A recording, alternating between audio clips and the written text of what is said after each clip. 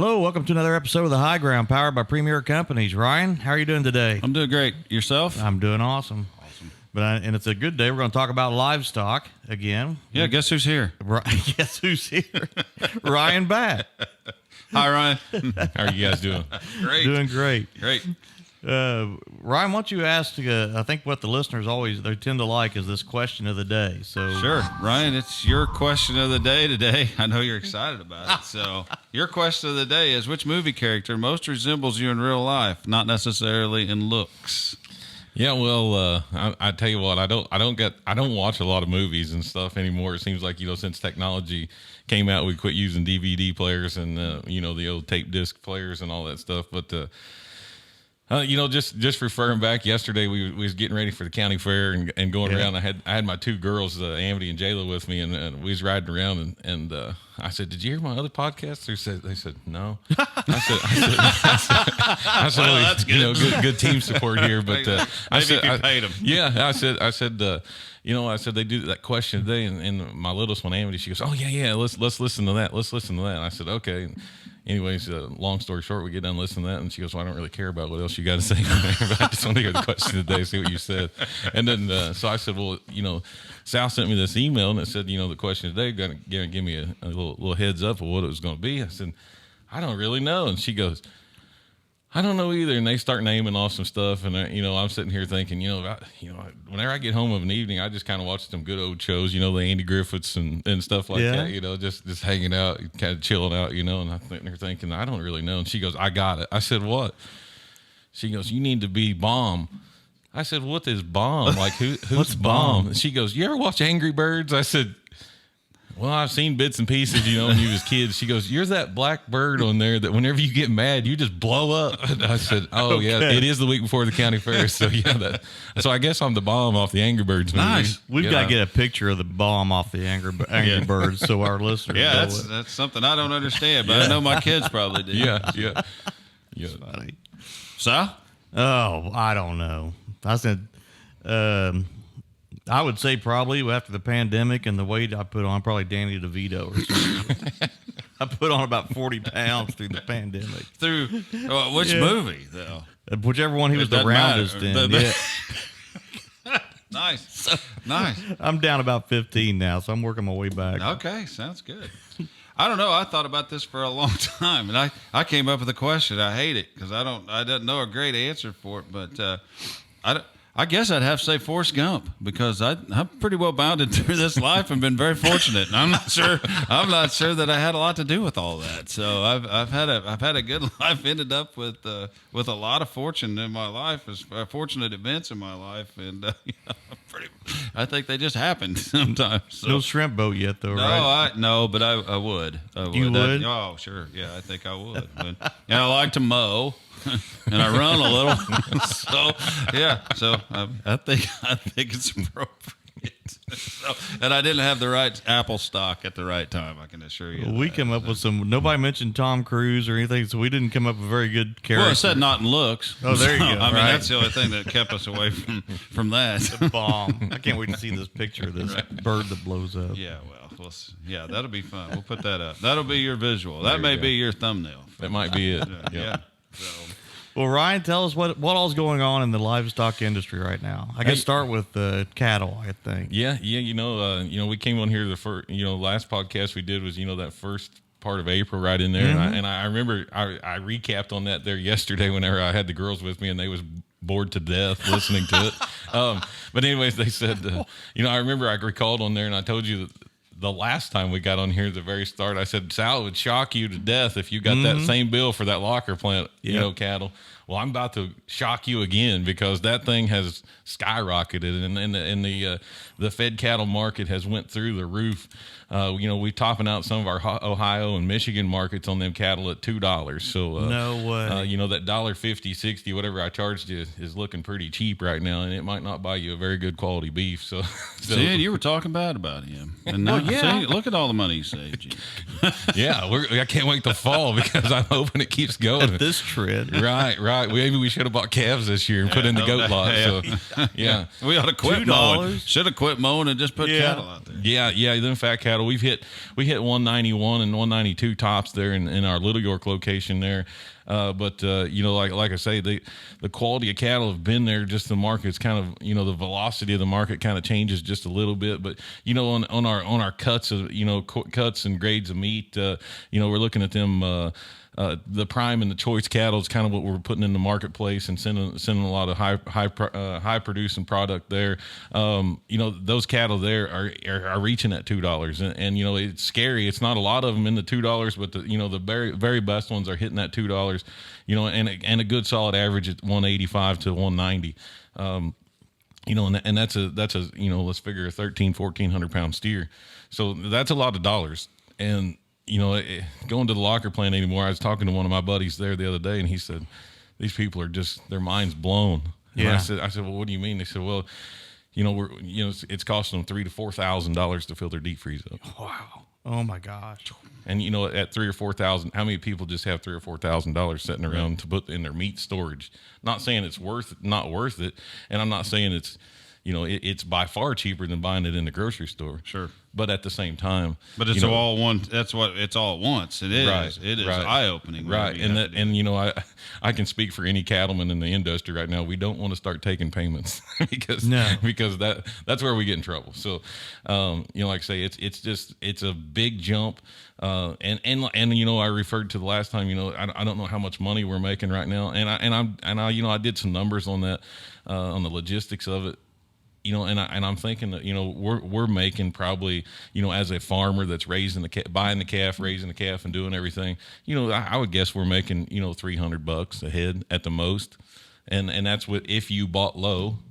Wow. As we talked maybe the last podcast or something, if you put that calf in, let's just say if we was harvesting it today, we probably put it in back last fall. Those things was probably a lot cheaper, maybe even 50 cents to 75 cents a head, or 100 cheaper than what they are now. So, that makes a big difference. Yeah, but 300, that's probably if you're pretty good, right? You bought them right and timing was good. That's no hitting, health problems. That's hitting everything. Yeah, you're exactly. That's hitting everything perfect. That's just you got your low input costs and you got them bought right and so on like that. But everything's fun on an upward market.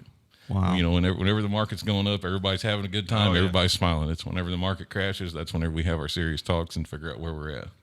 So Ryan, 3 years ago, those were in the low $1.20. I'd say 3 years ago we was in that $1 to $1.20 range. I'd say that's about right. So it's been steadily kind of coming up. It's fluctuated here and there. The cull cow market, the cull bull market has fluctuated quite a bit. Sometimes in the fall of the year, those cows and bulls maybe get down to 50 to 70 cents. Whereas right now the cull cow market is somewhere in that, $1 to $1.10 range for a cull cow. That's like the Taco Bell. Yeah. That's basically hamburger. So and then the bull, that's where we get our lean meat we mix with our cow meat. The bull market, some of them bulls topping out at $1.40 a pound. Wow. And a lot of guys' bulls weigh a ton. Yeah. So it's a lot of dollars coming in. What's this going to mean? A year from now. If this is going to be, if growers start really thinning their herds to take advantage of this spike in the market, what's that going to mean a year from now? Well, that's what we get into. Like we have calls every week and talk about different stuff, and I guess like yesterday you said that it rung up an email that we had, and it was about our June board meeting and stuff like that. What we was concerned about, our high points and stuff like that. I guess like what I put in there, I'm kind of concerned about this. I see a lot of cattle coming in, and as I've been in my position at Little York for 22 years, so I kind of know who's going to sell when and kind of when they're the routine that they have that they sell, and I'm seeing stuff sell just a little bit faster. So I'm seeing a lot more 3 and 4 weight and 5 weight cattle right now than I'm seeing 5 weight, 6 weight, and 7 weight cattle right now because the market's so high. Shoving them out. I'm seeing a lot of farmers that are, like yesterday I had a phone call from a fellow. He says, and this is in Kentucky, and he said, I'm 77 years old. I'm not ready to quit yet, but guy just bought my farm. I couldn't say no, so I'm bringing my cows next week. Wow. You know, that's and I'm not saying that we get a lot of those, but if you take one of those a month, That production's gone. that's one segment that is completely gone. And it's not completely gone for me in the livestock business. That's completely gone for you guys in the fertilizer business as well. Yeah. I mean, that guy doesn't plan on, now someone else is probably Yeah. planning on doing it on the fertilized type state or the seed, whatever. But on the cattle part of it, I can guarantee you them fence posts are coming up in about 2 weeks, and they're going to get ready for some type of fall forage to put on there and be ready to lime it and put it all back together. So, it's kind of scary on that end.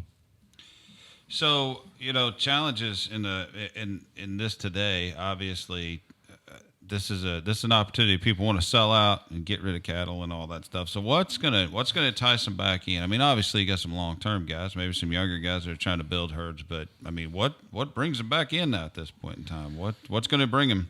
I mean, this money obviously looks exciting, but it's an expensive game to play right now. Yeah. The money. If you can sit back and look, and like I said, to start this thing out, if you take a fat steer that's 12, 13, 1,400 pounds, 1,500 pounds, and it brings $2 a pound. I mean, at 1,500, that's 3,000. That's simple math.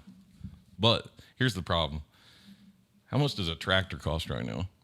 And you don't have to buy the best tractor in the world, but used equipment, used cars, used anything has since, pre-COVID has doubled probably. I would guess the resale value. Yeah. And interest rates are terrible. We hear people all the time saying, well, I bought this new truck, last year, and they already offered me $5,000 more than what I gave for it. So I just traded in and bought this other new one, like that's a story that's not uncommon. The problem with the livestock industry is when someone gets out, they pretty much get out. There's no coming back. Now, the people that want to come back into it, I mean, I would venture to say that anybody listening to this podcast knows how this works. Unless you've got some kind of family inheritance or family that is involved in farming that will let you in as a young person. I know there's like young farmer loans you can get through some stuff or maybe some grants or something you can apply for, but without having some help from someone, it is virtually impossible to get into a farming situation. And it doesn't matter, even livestock, grain, whatever you want to do, because you can start out, if you want to start out and have 4 or 5 cows, that's kind of what we call a hobby farm, and nothing to take away from those individuals that do have 4 or 5 cows. But on a hobby farm situation, you probably got up this morning and went to work somewhere, and you came back home and fed your cows. Yep. Yeah. Then you may have a couple, a neighbor that helps you, cut and bale your little 3-acre lot that you got hay from or whatever like that. But, even in scenarios where you own some ground, maybe you rent it, you do whatever you got to do, and you still have some livestock there, there's still the hay cost. You're buying some feed to feed the cattle. There's still a lot of input costs that, you're taking away from your number one priority job during the day to take care of your hobbiness of an evening. So unless you've got someone else to venture off of, or maybe it's a thing where you work for somebody, for 4 or 5 years just to check and say, hey, I really like this. This is where I want to do, because it all ain't, cotton candy and snow cones here. Cause, the market does change, and it'll turn. We could be sitting here on the, if I come back or whenever, and be like, oh, hey Sal, remember when I told you that market was up? I was just teasing. Yeah. Well, I want to sell you something. Right, exactly. Yeah, Yeah, What about hogs? I mean, so like right now, I haven't kept up on the hog market so much in the past few weeks and stuff, but it's getting better. But it is getting better, but it completely tanked. And so like looking at the we talked last time about old wise tales and stuff like that. The old wise tale with the hog market, especially the sow market with the guys down at Purnell there in Simpsonville, Kentucky. That I had a guy down there we sold hogs to since I was a little bitty kid, and he would always say, "You want to sell your hogs in April?" I said, "Well, why would you want to sell your big sows in April for?" Well, because that's whenever the college shuts down, is the 1st of May. And I was like, You know, Yeah. as a kid or teenager or whatever. I don't get it. Who cares? You know, don't matter. But as an adult, you sit back and think about it. Okay, well, the colleges ain't putting out breakfast burritos, sausage burritos. McDonald's ain't serving a lot of sausage burritos, or they're not serving biscuits and gravy, and all that stuff. We're using the sausage a whole lot for the kids at school. Yeah. The college kids at school. So the price every year consistently for the years that I've tracked it. At the 1st of April, the market's good. 1st of May into June, it crashes. Huh. Now it'll go back up the end of July. Did not know that. Yeah. So like it's been a strategical thing, throughout the time that we kept track of it. But here's the thing of it: strategics are only good to what you believe in. So like you can follow along, but I didn't think the market on fat steers would be $2 when I sold you yours for $1.40, 50, 60, whatever it was. Yeah. So, like it's kind of like the Farmer's Almanac. Some people look at it and they read it and they like think about it, but do they really want to invest their whole operation into whether they should plan on June 15th or not? So it's kind of one of those things you have to be your own judge on it. But this hog market, it's just so up and down. And like we talk about every time I come in here, I think we talk about the grocery store type stuff. And I do try to talk to some of those, the meat cutters and stuff whenever I do get a chance to go in the grocery store and I see them walking by or whatever. I did talk to a guy down in Irvington the other day, and he said something about, we've been running a lot of pork loin specials. And I said, well, what's the deal? He goes, the market's cheaper. And like he kind of told me stuff that I knew, but on his end of the packer side of it. Yeah. And he goes, we got so much pork, we're trying to just move stuff, and it was kind of neat to have that 5-minute conversation with him, because he knows a little bit what I do, I know a little bit what he does, but how similar it is. Because we're producing product. We're breeding sows right now to have pigs in 4 months, to where we can do this, all over again and keep cycling pigs. Just you guys obviously know that, but like we can't stop just because the market's no good. We can't stop. Yeah. We can't stop production. We have to keep going, and that's where I always envy the hog guys. Like they're in it. You talk about the guys that milk cows 24/7, Christmas morning, you're up milking cows, you're doing this. Well, guess what? Those hog guys already know when they're going to be on vacation next year. Yeah, they know when their barn's going to be cleaned out and they're going to be able to take their summer vacation. And so like that to me is amazing. But the lower prices on these hogs right now, we're the first part of June and the middle part of June, and these hog markets are not the greatest in the world, but like you said, Ryan, they're getting better. But I don't know. I don't really honestly know where the hog market's going to go, because it really honestly doesn't make sense for them to be this cheap right now. Right. Yeah, you can't call it a win, but it is better. So it's something. But, Ryan, do you have anything else? Any quick watch points for summer production on? Let's just jump back to cattle, and it's been pretty dry. We've got a little rain, but any watch points for cattle production going into summer? You kind of give us tips seasonally. So yeah, we try to share as much as we can. But like I was just upstairs talking to one of your fellows there, Ben Haney there, and he was asking about rain and so forth, and I told him, I said it'd be nice to have a chart, and he said, oh yeah, we do that. It's on a computer, where it rained, where it didn't rain. But I can tell you, last week everybody talked about getting some rain, and I will say my corn did grow last week. But here's the problem with the rain that we got. It was so spotty and so scattered. Maybe like me and Sal live probably 2-3 miles apart. And in that 2 or 3 miles, it probably varied from 1 inch to half an inch. And guys don't think a lot about that. But I mean, if you go square feet, square acres and all that other stuff, that's a lot. That could be one end of the field makes 200 bushels the acre, and the other end of the field makes 50 bushels the acre. So, every farmer listening to this been in the tractor and been on one end of the field and the drowned them out, and the other end of the field they could still keep going. The dust was rolling. Mm-hmm. So it's kind of one of those deals, and it's the same in the cattle industry. These fields. The hay production, I would say we're 90% done with hay, the first cutting, and probably people into the second cutting on the alfalfa and so forth. But, hay production has been half of what it was, what it should be. And that's with fields that have been fertilized and have been taken care of. It's still half. So, if we don't get some rain, the market will continue to be supplied with livestock, that could put a damper on the market that's in there, the current market that we have here in the middle of June. I would say that's probably not a very likely thing. I think we're scheduled for some rain next week, 40s and 50s. They keep pushing it back. Yeah, they keep pushing it back. But, I tell you one thing that I got to noticing the other day on as far as the weather thing is the hurricanes. It seems like we used to, about 5 or 6 years ago, we had really good markets, or not markets, but we had really good yields in our crops and everything. But we had a lot of hurricanes. There was a lot of hurricanes coming up out of the Gulf and stuff. And, you don't really hear of the hurricanes as much as what you did hear about them maybe like 3 or 4 years ago.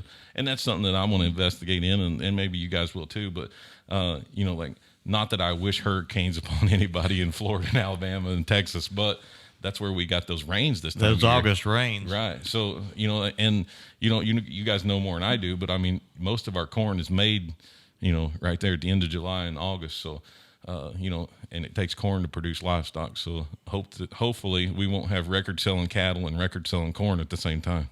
Yeah, exactly. That's all I've got. That's all I've got. Well, Ryan, thank you very much for coming up this morning, and know you're on a time schedule, so we'll let you go. And that wraps up another episode of The High Ground, powered by Premier Companies. Thanks. Thanks, Ryan.